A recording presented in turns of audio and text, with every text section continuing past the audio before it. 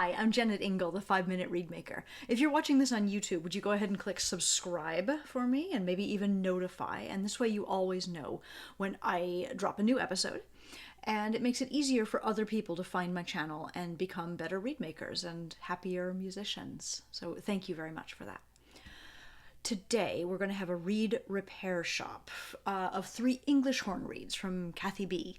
And my first observation here is that lots of times people write me and say things like, well, I really want help with my English horn reeds, not my oboe reeds. Is that okay?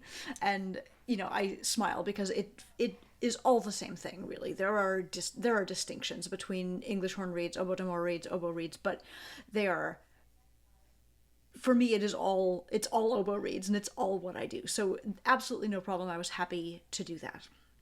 We spent some time talking about structure within the tip.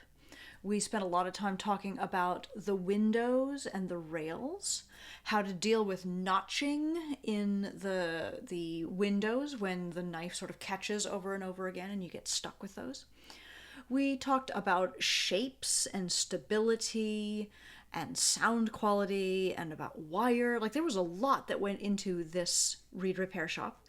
3 different reeds, 3 different problems, which made it really fun and interesting and gave me a lot to talk about. So I hope you enjoy this episode. Hi, Kathy. I am so excited to look at these English horn reeds for you. I've got 3 of your reeds here. You indicate that they're all shaped on the RDG1, which is a very wide shape, that you have some concerns with the reeds being not stable enough in the high register. You want a warmer sound if possible. Your reeds are often too hard and too open to begin with, and they often turn out too bright.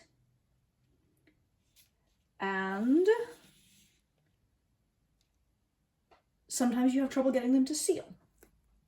Okay, and then specifically, you've sent me 2 reeds here that were made just for this experience, that are, I assume, characteristic of the reeds you normally make, and then this one that you've actually already played a concert on.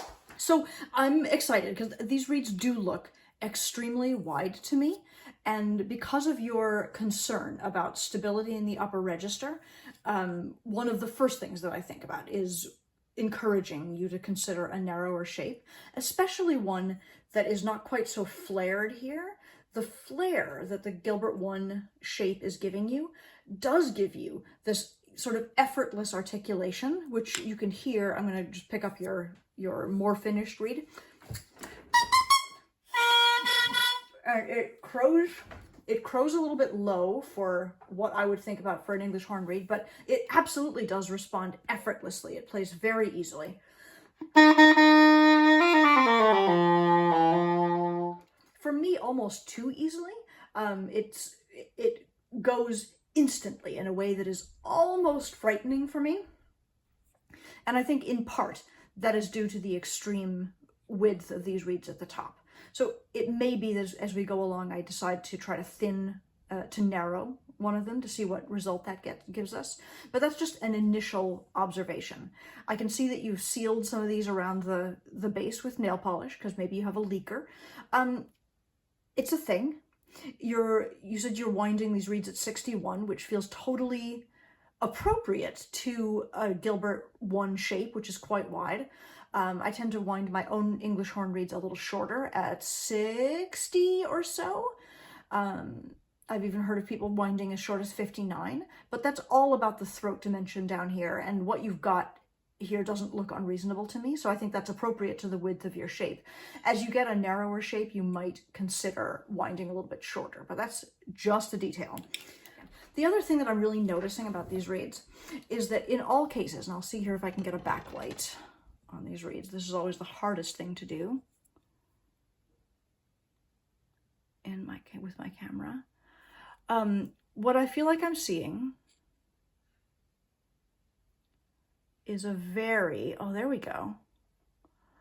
A tip which is very uniformly thin. And that's the case in all of these, where I'm not seeing a lot of sort of internal structure inside the tip. And I think the more we can find some slope inside the tip, the more successful you're going to be at having a core in the sound and having a little bit more stability and warmth, both. So those are my sort of immediate observations, and now I'm going to start. I'm going to take this reed here, which I'm going to call reed number 1 from now on. Normally, okay, this one matches my sort of basic structural measurements very well. Your rooftop happens at about 50, and the bottom of your heart happens around 43, which is exactly what I would do as well. The place where you lose me in the appearance of this reed, in the overall structure, is here within the tip. I can see a really clear rooftop on this side, but on this side it almost completely goes away, and there's a great deal of thickness right here. And on the other side, I see like a thin spot there, and a thin spot here, and the very far outside is again very heavy. So my concern with this reed, which is a finished but not performed upon reed, is the structure of the slope within the tip. I love its length, but we're gonna work on that slope. So here's what I'm noticing. The beep is very easy. The crow is kind of flappy, but that's okay. It's got a nice purity to it. I can hear the 2 octaves easily. And when I put it on the instrument, I get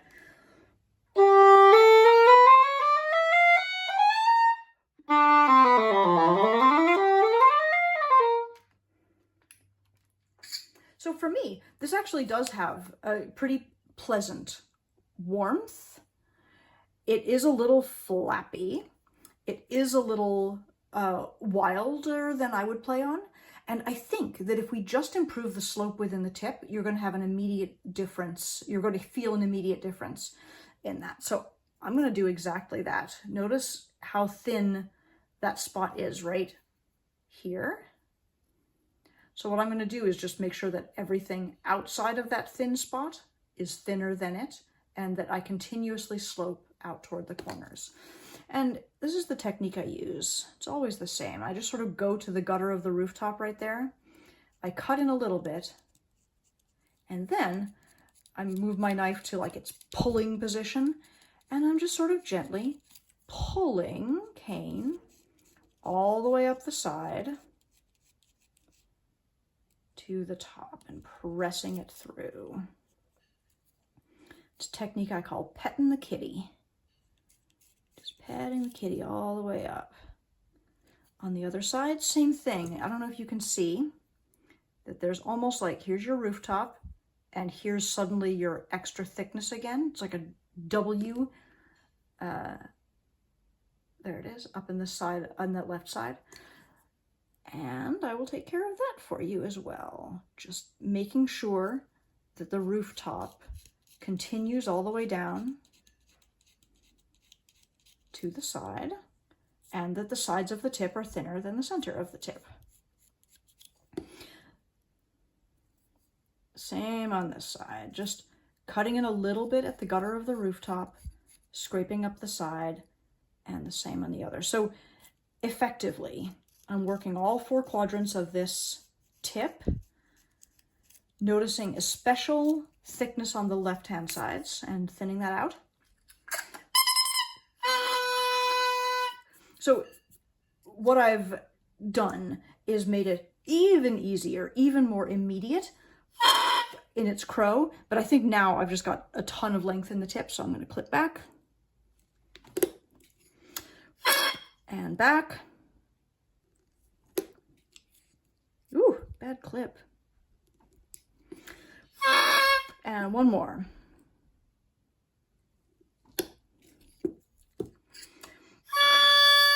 There is a pretty pure crow. I've got the 2 octaves pretty easily. There's my beep. There's my crow. And I usually find that I'm going for a C sharp on English horn reeds, which comes to a D when I wire, is what I normally find. And I'm not good at identifying with perfection the pitch there, so I'm going to put it on the instrument.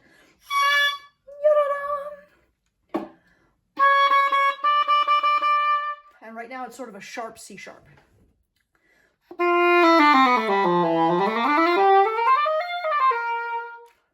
And what I've got is immediately a little bit more stability and a little bit more depth of sound, whereas before I was very conscious of the tip of the reed.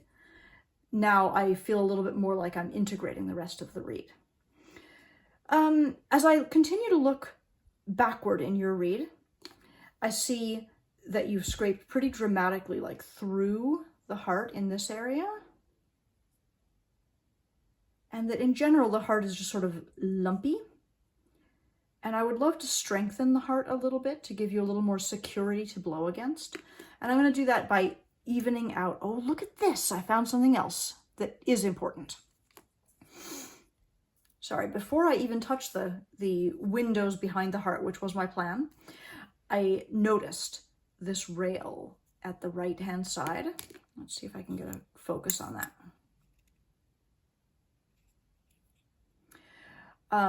It looks as though you've scraped in the channel like you would, but right up in this area, you've gotten just a little heavy-handed, gone over the side, and you can see right at the edge, sorry, focus, how right in that area where my pencil mark is, the side of the reed is a little bit compromised. And I can see that on the other blade as well. Just focusing on this rail and noticing, there's the focus, how right there, it's not quite strong. And I'm gonna, as I pick up your next few reeds, I'm gonna really pay attention to that as well. It's a really normal habit for a right-handed person. As you're scraping in your windows, you just get a little like heavy on the right-hand side, and then you find yourself breaching your rail there, going over your guardrail, and we don't want to do that. It's not a problem on the left at all. You're staying much more in the center of your channel there, but it's definitely an issue on the right. So let's be more careful. And the thing I'm going to do now is just slightly deepen the channel immediately below the heart with the goal of strengthening the heart very slightly, giving you a little more security to blow against, and ultimately finding a way to clip a little bit. One more time. So I've just opened your channels the littlest bit more.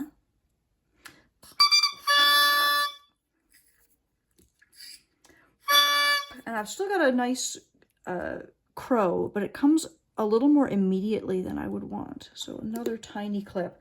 I find that I play a reed that is more resistant than some people do, because I love the security that I get blowing against a nice big heart. And because, there we go. So what I like about this, and I understand that I've just turned this reed into a reed of mine rather than a reed of yours, and I may come back in a second. But what I like about this is when I beep the reed right at the tip, it's easy to get response. But when I blow a little harder with my mouth back here and I'm looking for that crow, it comes just a little bit more slowly. I can start at piano and I only get the crow when I get up to about mezzo piano.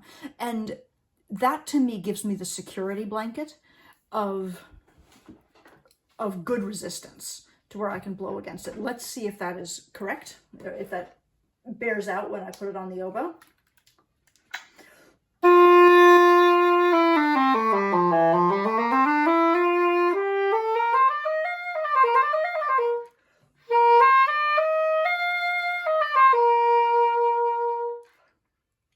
Now, what this feels to me like a reed that has good stability up high. I'm not having any trouble playing it in tune with itself. And I determine that actually sometimes by just releasing my embouchure and not getting involved with my embouchure and being really conscientious about just letting the reed do what it's going to do.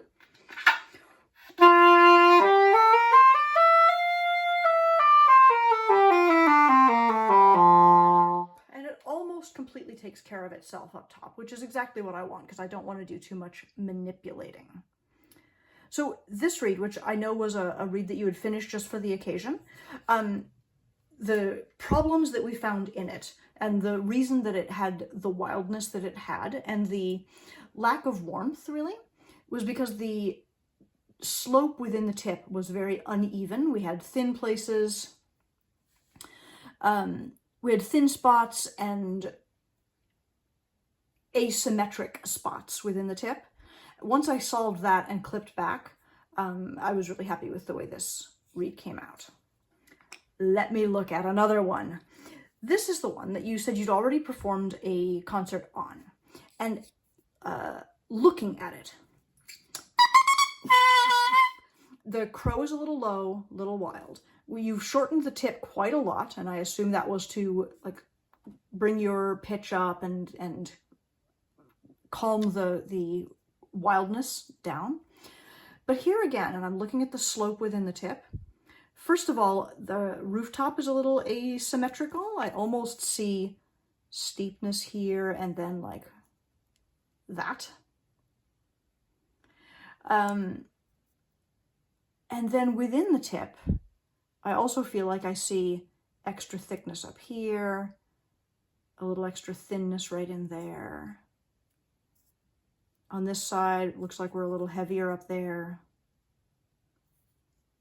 Slope is good, but and again, I'm not seeing a great deal of delineation between the windows and the heart. What I see is like, here's your knife, and it's like got a catch right there, and a catch right there, and a catch right there. And on this side, it's pretty good, but then all the way up here is where your heart starts. So we're lacking some symmetry, is what I'm seeing. And on this side also, catch here, catch here, catch here, catch here. And it's not just totally apparent to me where the bottom of your heart actually is. Now, when I play this reed, the crow is very flat. Let's see, F sharp translates, so it's a B crow, and normally on an English horn we're going for a C sharp or a D.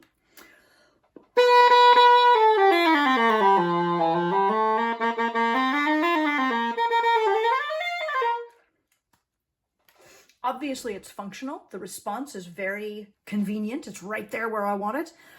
It's actually a little too fast for my taste, but the sound is a little all over the place, right? And we want a little more warmth. We want a little bit more support.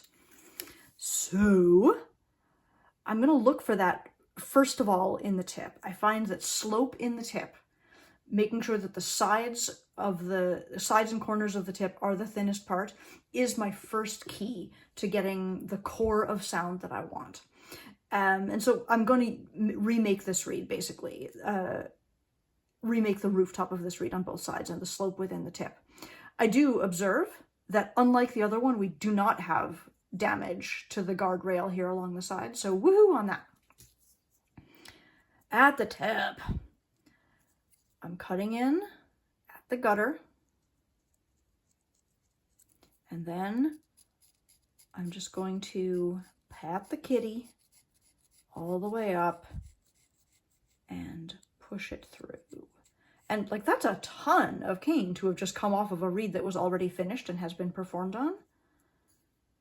And I'm really putting all of my focus on just those like leftmost and rightmost 2 or 3 grains. I don't want to involve myself in the middle of the reed. And that is the way that I build this slope that I'm talking about, right? I need structure in the middle of my tip to give my sound a core.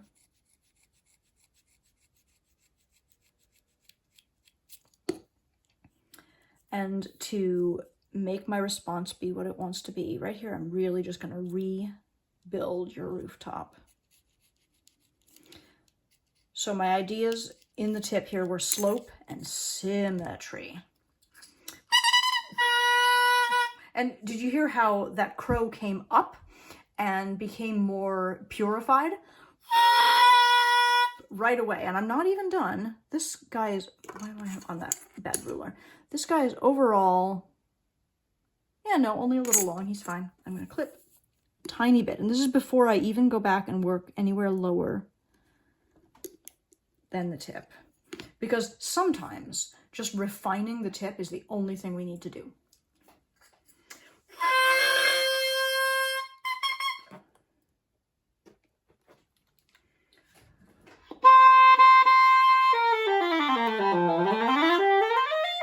In this case, I think we need to do more, but I did get that crow up to a C from a B. The thing that I'm feeling now is, again, the immediacy of this reed. As soon as I tongue, it goes into the crow. And something about that immediacy to me is very frightening. I've put it on the instrument and there's no like safe cushion of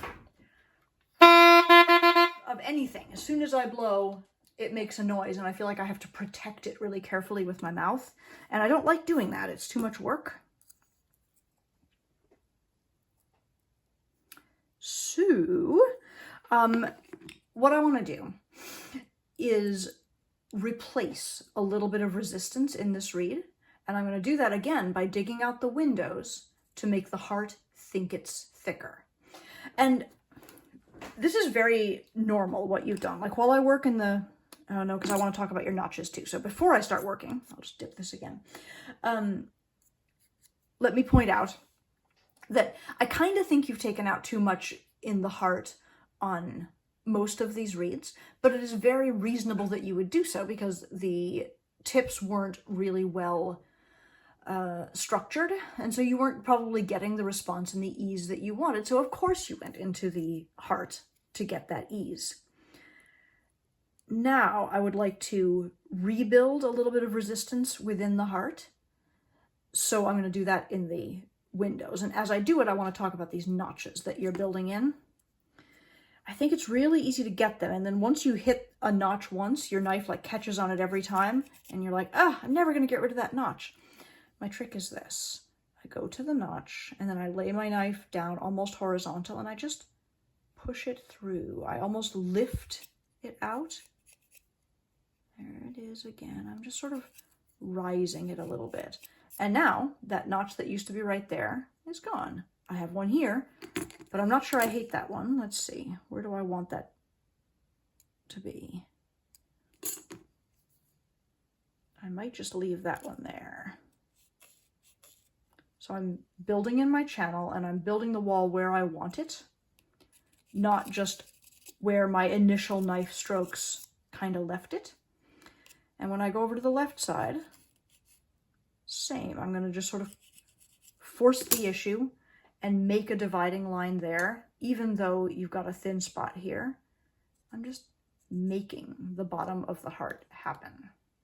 And I'll do it the same thing on the other side. I'm going to remove your notches and reset the bottom of that heart.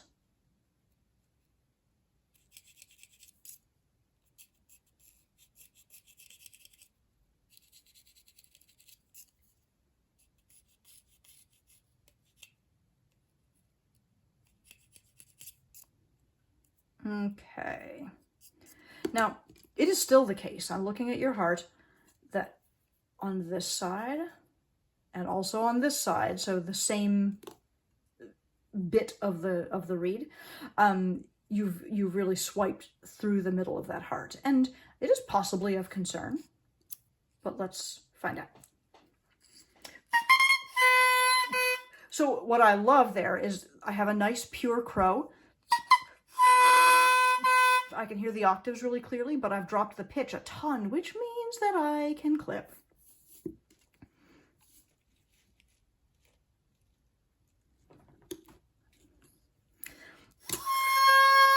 Now I like the crow, and I'm not sure I like the beat, but I'm but everything is about compromise here, and everything is about balance. So let's put it back on the instrument and see what we have.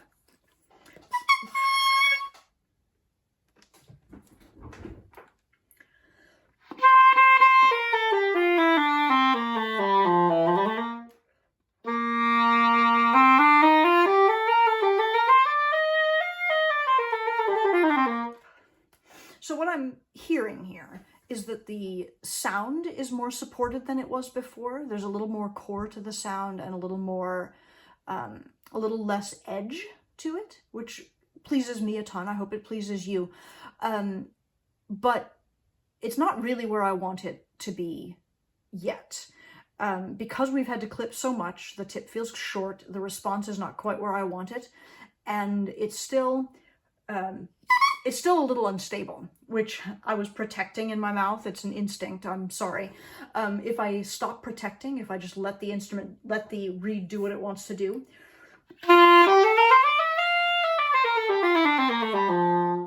we definitely lack stability.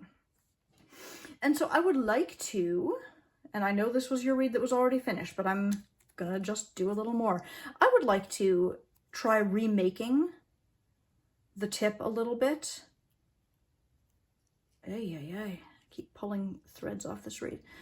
I'm going to just reset your rooftop the tiniest bit lower in an effort to have more good slope and good structure inside the tip, so that when I clip back, the reed is sort of better proportioned.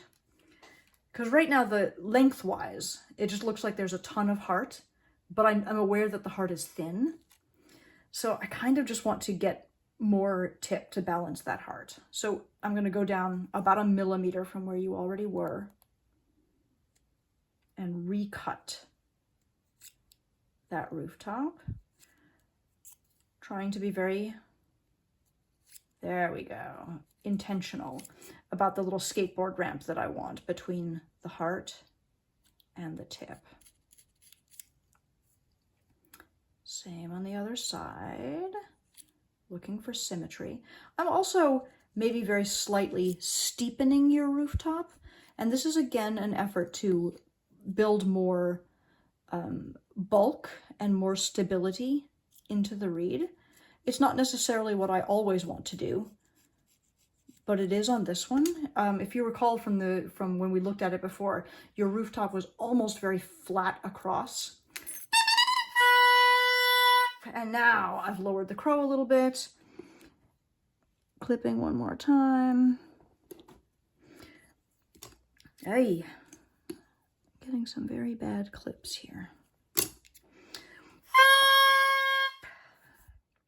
I don't love it. And the thing that I don't love, I'm trying to be very analytical for you instead of just judging. The thing that I don't love here is how immediately the crow starts. It's almost difficult to blow on this reed without getting the crow. So again, it's because there's not quite enough resistance possible here in the heart. And when I put it on the instrument,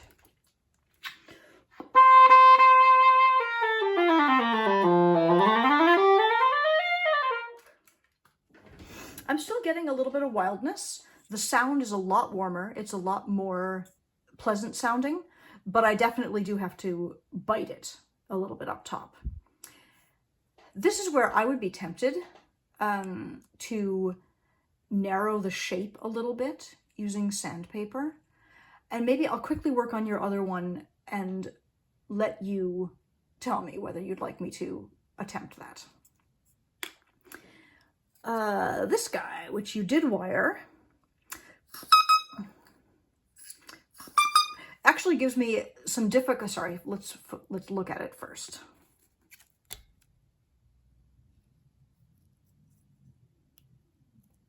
There we go. So I think he's a little shorter than the others. Yeah, you're at about 56 on this guy overall. And I actually do very much like the way the tip looks on this side. And it's better on this side too than the other. although I can see that the right side is a little heavier than the left side. I see again these notches that your knife has made in the windows here. It's not really a problem, it's just a thing to notice. And although it appears that your knife has come over the edge a little bit here, it is not damaged the way your first read was at the rail. So all of that feels pretty encouraging.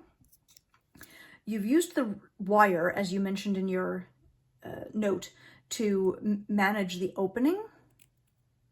I'm just shoving it, sorry, you couldn't see that. I'm just shoving the wire down out of the way to get it out of my way so that I can focus on what needs to happen here. Now, when I put this reed on the oboe, on the English horn rather, I get and when I shove the wire up, just for interest's sake,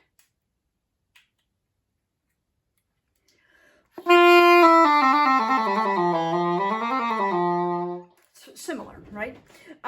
This reed actually has a very nice stability. I like the opening. It feels pretty comfortable, but it's got the same kind of not very dark, not very refined sound that the others do. Partly this is the width, partly I think this is the structure within the tip. And in this case, I also think that the windows are not very much thinner than the heart, which means that the whole thing is kind of just sloping down here, and it hasn't been given the sweetening effect that scraping in the windows would normally do. And so, a quick visiting of the sides and the corners of the tip. I'm not going to do much because I actually think it's pretty good. This is the nicest one in terms of tip structure.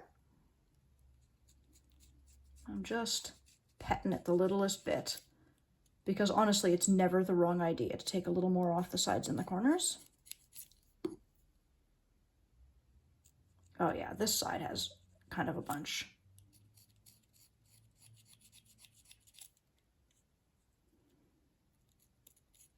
Okay, totally fine. Quick comparison. Maybe it dropped the crow a tiny bit, but not a big deal. But my big thing is I want to open up those windows a little bit. And I again want to work with the notching that you've got on this side. Sometimes, ironically enough, if your knife is too sharp, you're going to get a lot of this like chatteriness. And I'm going to start from the top at this point and just sort of go right there into your first notch and help it. There we go. Sorry about the camera there. I'm hoping that taking a little bit out of your windows here will help both with your opening, making it a little bit more controlled, and with the sweetness of the sound, because the windows are very useful for that. All right, let's see what that did. Nice pure crow, not too low. It actually may have brought the crow up a tiny bit. I'm going to give it the littlest clip and try it on the oboe.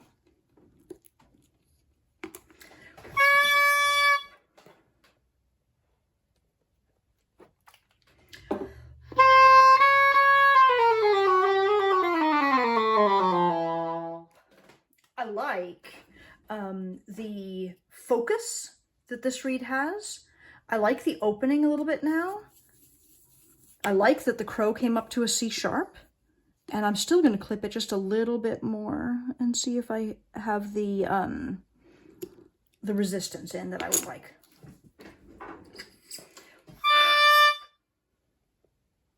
I think that took me to a D, which is reasonable because there's wire on it. Yep.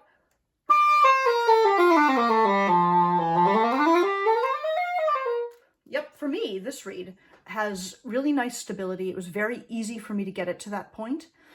What did I do here? Mostly, I tweaked the sides and corners of your tip because it's always the right idea, but I also finished your windows a little bit more to give your heart more bulk. This one seems great to me. This original reed number 1,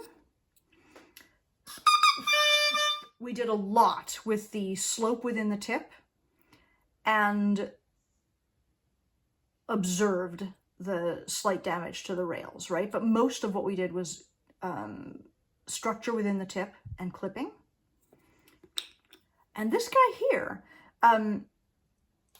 sorry, the one that you've already performed on, I completely get how this one went the way it did, right? It was probably hard and open, and to control it, you worked in the heart to get it to settle down, and that works, but only to a point. It doesn't really, as soon as you take too much out of the heart, you lose the stability, you lose the comfort of the resistance, I guess, and sometimes it ironically makes the reed feel harder because it doesn't have any like inherent controls. You have to do everything with your own mouth. And this one, as I mentioned, I'm curious as to what would happen if we find a way to narrow it a little bit, because the crow is, there we go, narrow it a little bit because the crow is so low. And it's got such wildness. Quick play it again, and then I'm going to narrow a little bit with sandpaper.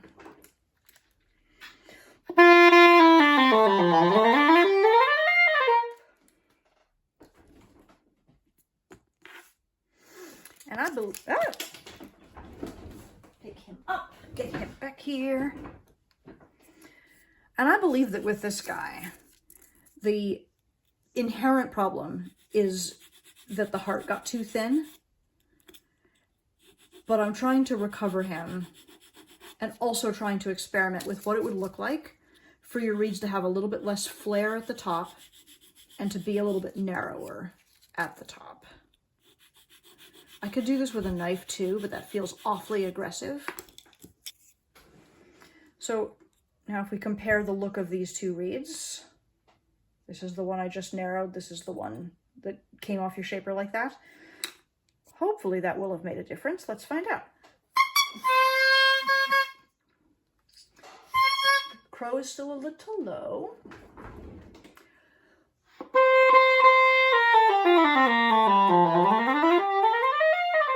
But this reed seems to have a little more focus than it did before. I'm going to give one quick clip and then call him done.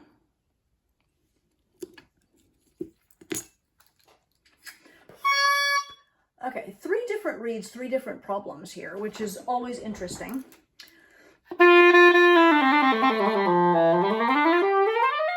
There we go. So this kind of came around.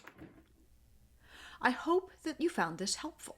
This has been a Reed Repair Shop episode of the 5-Minute Reed Maker.